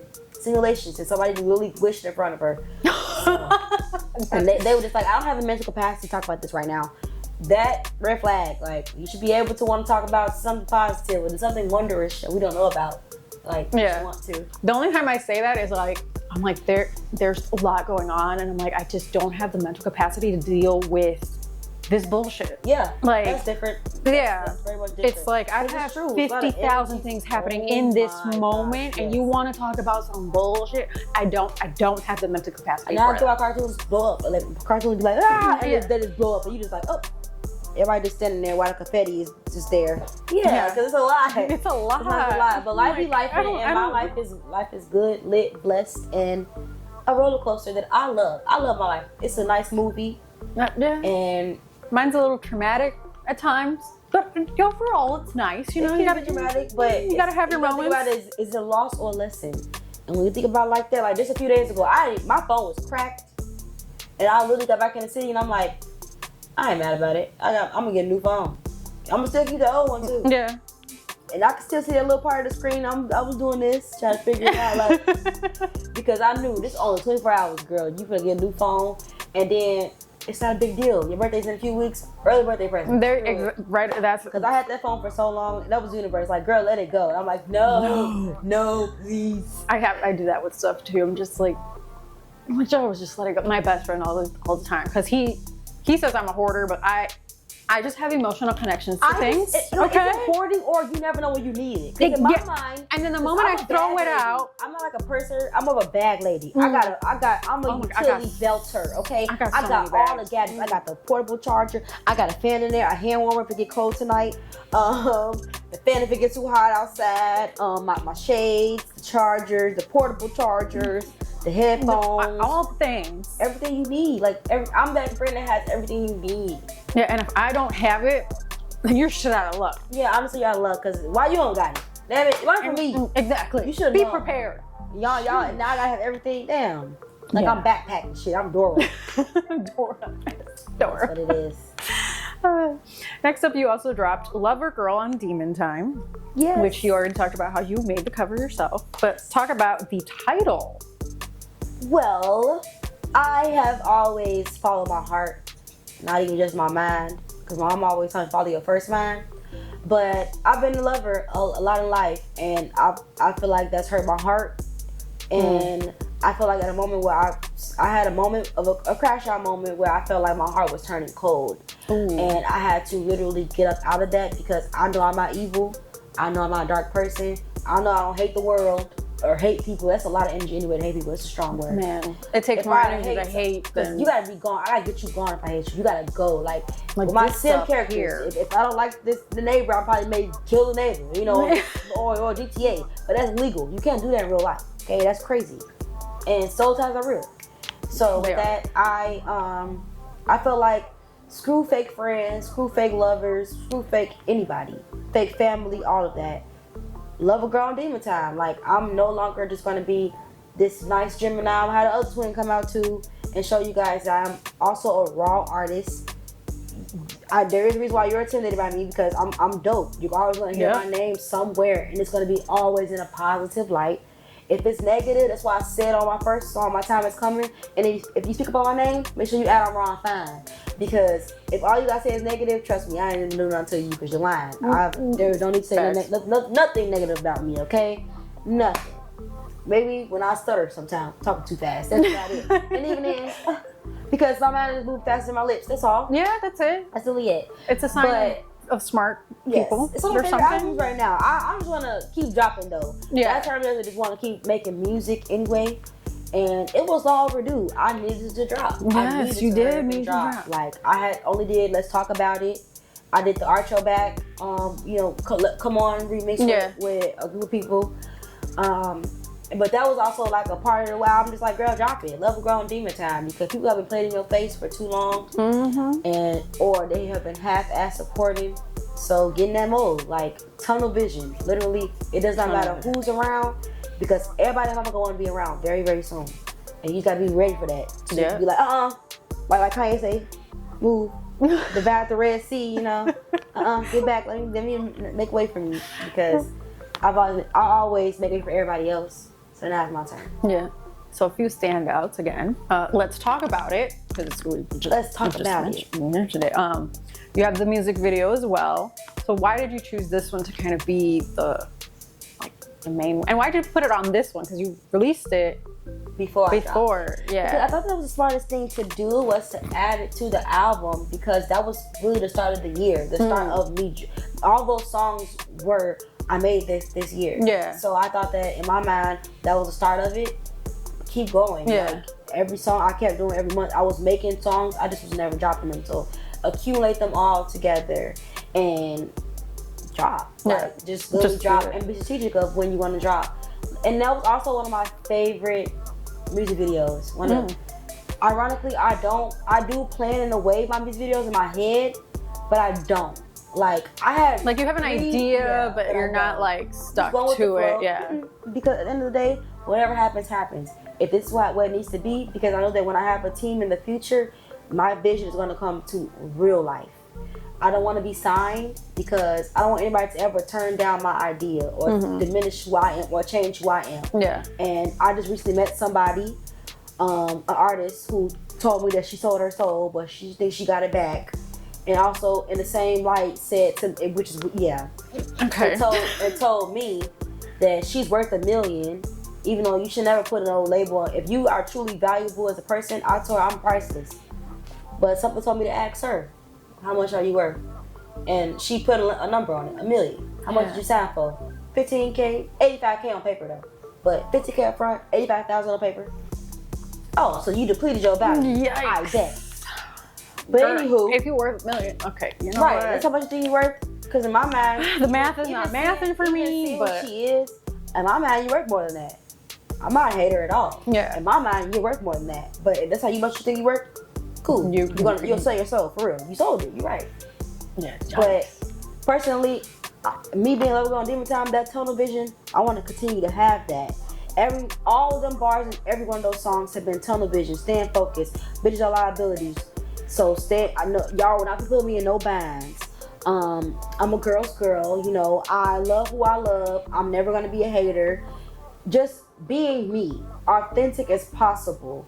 And well, let's talk about it. That was just the start. Like, I had an ex, and the first lyric was, I ain't got no ex. Please don't ask me about no nigga you don't see me with, because one of my homies just said they saw my ex, and he lying and he broke on me. You left me?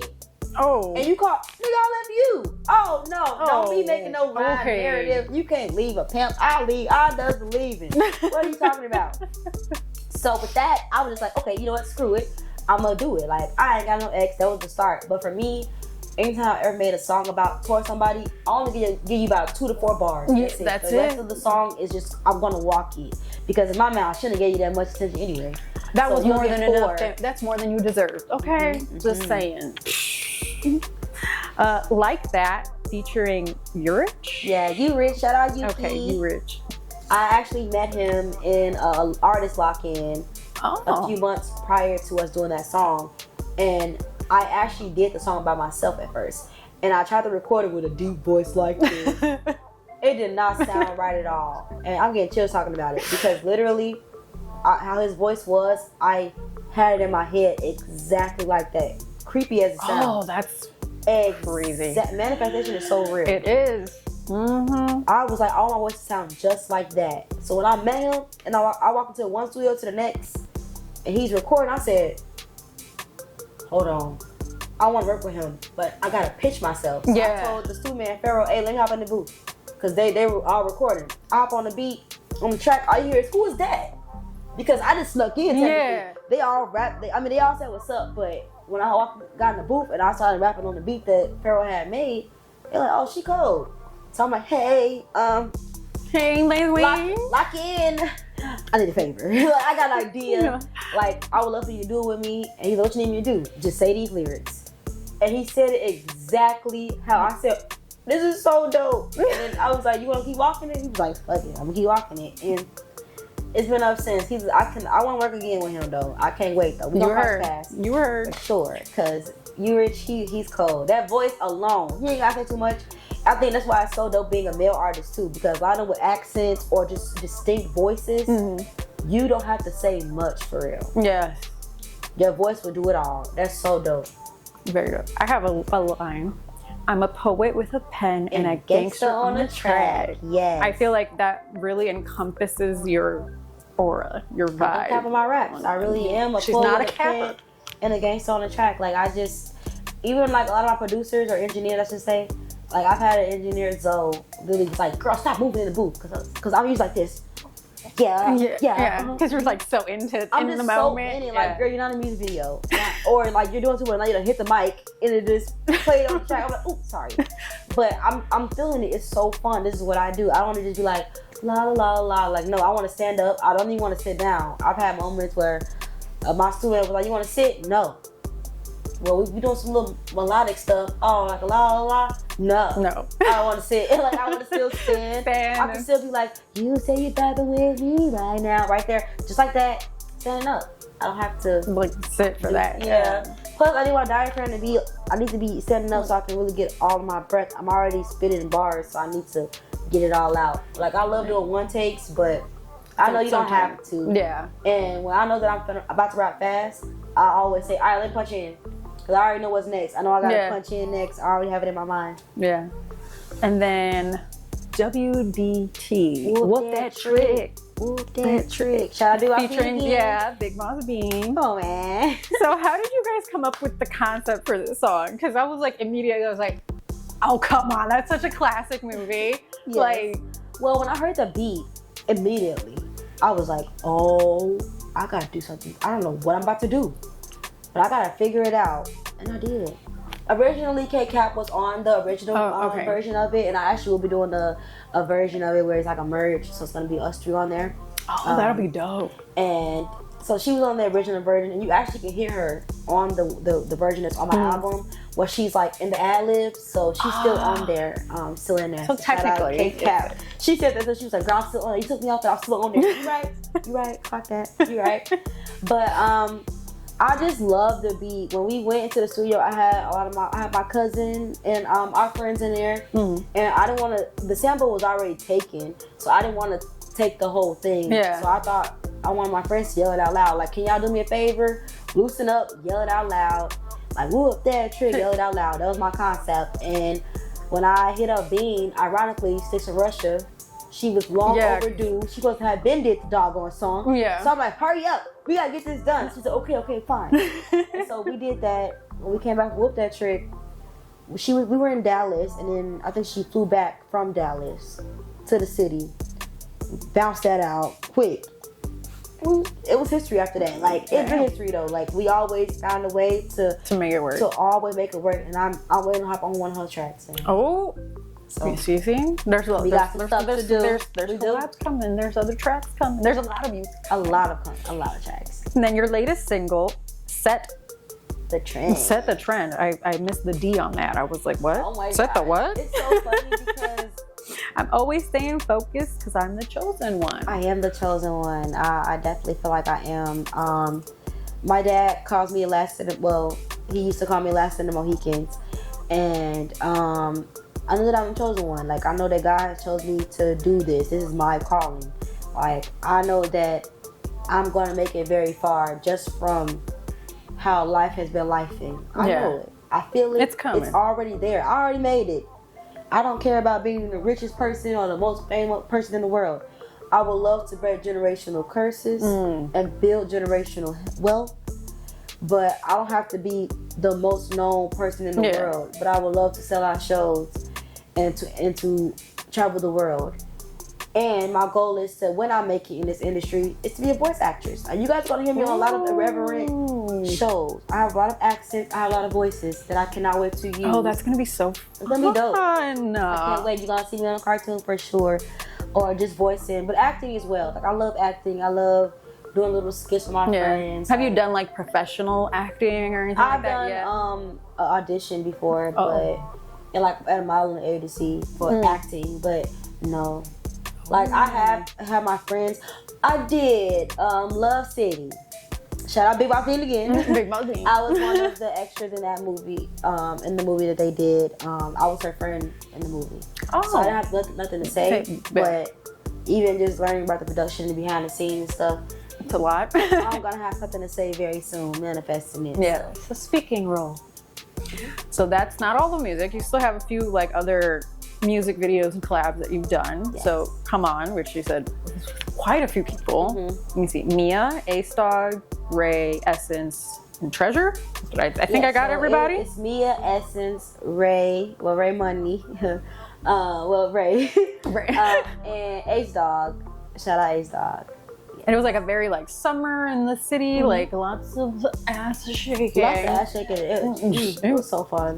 It was a fun experience. It looked like a lot of fun. I was like, where's my invite? But it was also a lesson because I learned that not everybody takes my craft as serious as I do. Yeah. So I know that I would never work with people that I consider my friends unless they sincerely are artists, because I did help write 2 of my friends' lyrics that were on in the thing. Yeah. But just like the video alone, like rallying them up together, people looking at the camera, remembering their lyrics. We were there for 6 hours, over 6 hours. That is like so long. Even having to get a group of people to come together to pay for a video was like awkward, because why am I having to ask y'all when we all should know it's nothing? It's all of us. None of this is free. Yeah, but a lot of people didn't expect it to be free, and let me know that not everybody takes my artistry. Nobody will. Yeah, more than you. Yeah, and so it was less for me. Like, don't stop playing with the features, because in reality, I could have did it with real artists that took it serious. But at the same time, I don't question nothing, because it was an amazing experience, and even the session alone was fun. Like, it was fun. Yeah. And I still communicate with a few of them. So okay, that's good. Crazy House with K-Cap, which you've mentioned her a few times. It's my girl. Yeah. It was like an old warehouse vibe. Yes, kind of like that music was so video. Fun. First of all, the video was long overdue. We had dropped that song years ago, and the experience alone, being in the studio, was dope. Like, us even going back and forth in the studio, how we was rapping, how my ex walked in, now he mad because my lyrics is very similar to his. So you got 3 niggas doing what? Oh, what? You know how big with bitches? Why can't I do that? Right. Oh, so now you mad at me because I'm just rapping. Oh my God, you kept rapping, I won't kept rapping, whatever. But why is it okay for the guys to do it, not the girls? They can never have they want to have their cake and eat it too, but they cannot take what they dish out. Exactly. Yep. But it was a fun experience to even do Crazy House, even though like we had been dropped the song. Yeah. For her to even, you know, want us to do it, it was very fun. It's still, yeah. So I think that was a good experience for sure. Throw It with Kel Capone. Kel Capone, shout out Kel Capone twin. That was my first paid feature. Oh shit! Okay. I did a 4-day tour in New York. Yeah. Okay. And I met him the second to last day. He's from St. Louis. And at first I was just hearing his name. Everybody kept saying, Kel want to talk to you.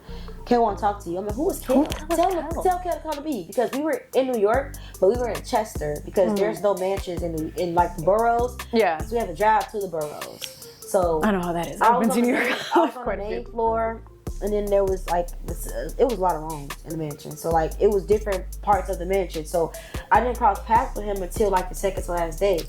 And he finally approached me after we performed. He was like, "How's your info?" His first question to me in text was, "How much do you charge for feature?" And I was just like, "Oh, okay." I guess we're here now. I told him my amount. He sent the money. Like, what's your cash out, Zell? What? I was like, "Oh, you're send the beat now. Like, you're serious. Send it right now." Because I was younger than I am now, and I was just doing feature for fun instead of taking it like serious, like locking in. And he saw potential right then and there, and invested in, not just saw it, but invested. And I will forever appreciate Kel. Not only that, he flew to my city, after a show. That's why the music video, you see me looking around because I'm looking for them. I had just performed upstairs at the Tribe House. Came to the city, we rocked out the last day of him being in the city. Wow. So shout out to Kel. That's a true You friend. a real one. He done became a friend for sure. Yeah. I actually went out, my first solo vacation, went out to do a video with him, but unfortunately got a kidney infection. So I could not do the video. Yeah. But don't worry about it. We got a block to spin, so we got to run that back for sure. Definitely had to run that back because it looked like a lot of fun. Yes, it was. It is. Yeah, I have a song dropping very soon too. Once to Memphis. Oh, okay. You see, look, we're getting all the exclusives. We know we know that things are coming. Yes. So stay tuned. And we can't not talk about Jiggy. I get jiggy. Oh my gosh, my first song I dropped. Oh, and it was your first solo music video too. Yes. Oh my goodness. Brandon McBee. Shout out Brandon. I actually won his raffle for a free music video. Oh. And that's how I was able to be blessed with that opportunity to do that. And I appreciate him a lot because that was new for me. My homie Davian. Oh my gosh, shout out Davian. I say Davian, but you know, everybody be extra and change his name up. Davian. But I love him too because he did my cover art for Jiggy. Oh. He also did the mask. He was making the mask as I'm doing the video shoot. He's behind the scenes on the couch making the little mask that I had, the ski mask and everything. Yeah. He did all of that. And I appreciate that. Oh, that's awesome. My sister came, the tall one that is actually my little sister. She was there. So my best friend K Cap, she was there as well. So it was just all love. And I really appreciate that. And that was my first music video. Yeah, and it's such a catchy song Thank you. too. Yeah, I gotta run it back because I need to start actually doing clean versions of my songs because they will be played on the radio.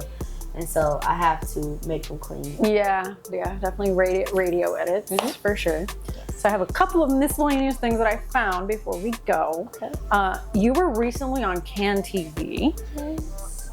What show was it? Because I work on a show on Can TV, but it's not the same show. And I was like, what show was she on? It was for Beverly's birthday. I don't know if you know Miss Beverly. I cannot tell you what show. I couldn't figure it out either. I have to look it up. Okay. I just know I was booked for her birthday. It was her birthday, and I was one of the artists that was blessed to be booked for that. So how was the experience of like being on TV? I was on TV. Like, I think that's so amazing. And I'm like, I feel like I recognize that stage. And I'm looking, I'm like, and then I read the caption. I'm like, oh. Even though I knew it was only one cameraman in front of me, but there were multiple cameras. So in my mind, move around every camera, and I did. Like, I made sure to look at all of the cameras. The playback, how everything was just so dope, and I was happy that I had a song that only had like one swear word in it. So so that was pretty easy to. Yes, we did it.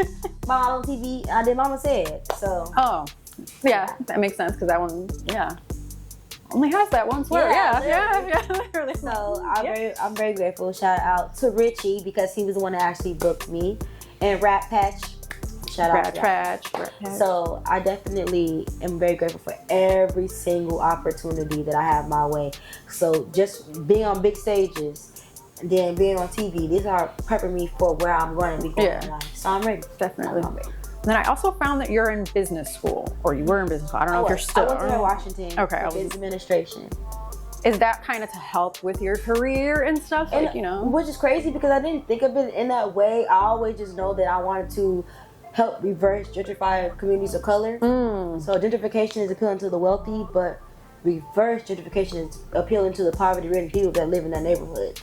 So one way that I could hearing of this. So one way that I could do it is just like community centers. I know that I'm an artist, and I know that I also work with children, and the children are the future. So if I can, help with a youth shelter in a certain neighborhood, that not only is just a youth shelter, but a warehouse where it is literally so much you can do there, to the point where there can be little room in case somebody needs to be, someone in need needs to stay there for an emergency, or there's a pantry for people to have food and stuff like that. I want to be able to do that, and I know that my music will get me far, but I'm working on paying homage back to my city more and more, so that I can be exposed to performing with the youth, and also going to different events and going to different press conferences to ask questions and be more informed in my community, not just saying it, or not just repping my city, but actually representing my city too.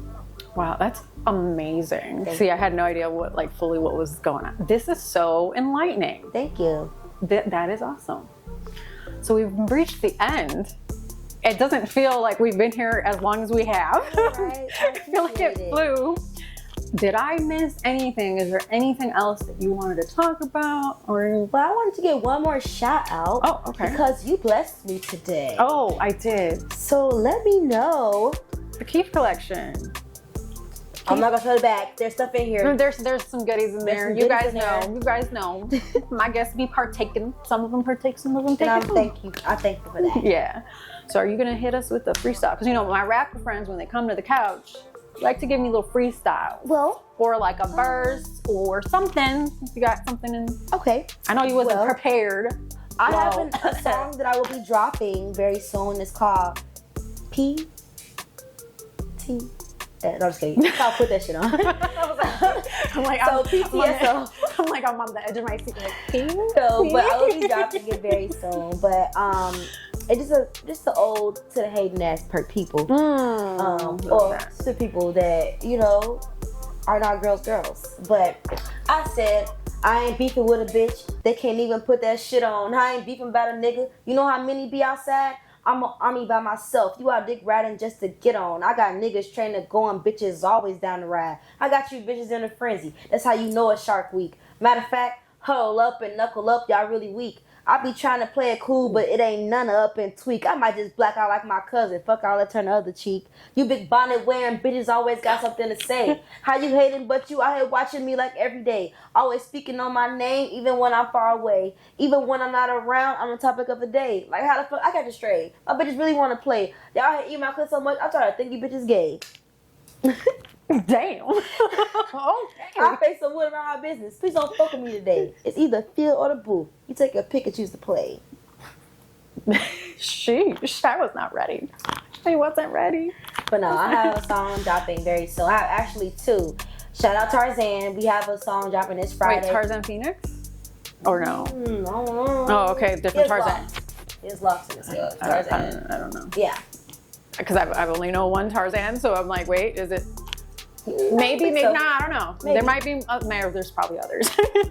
But we have a song dropping this Friday called Dennis Rodman. Oh, so stay tuned for that. Which, I think this will be out right after that. So still go check that out. So yes, keep a lookout. Dennis Rodman by Tarzan featuring Indica India will be out May 16th, and then I have an album dropping I have singles. I'm dropping singles on y'all because I have 2 albums already out that I would love for you guys to continue to support. I just dropped one called Love Girl on Demon Time. I would love for you guys to stream it. I just dropped a song called Set the Trend. I would love for you guys to support that one as well. And My Diabolical Dialogues. Yeah. Support is free.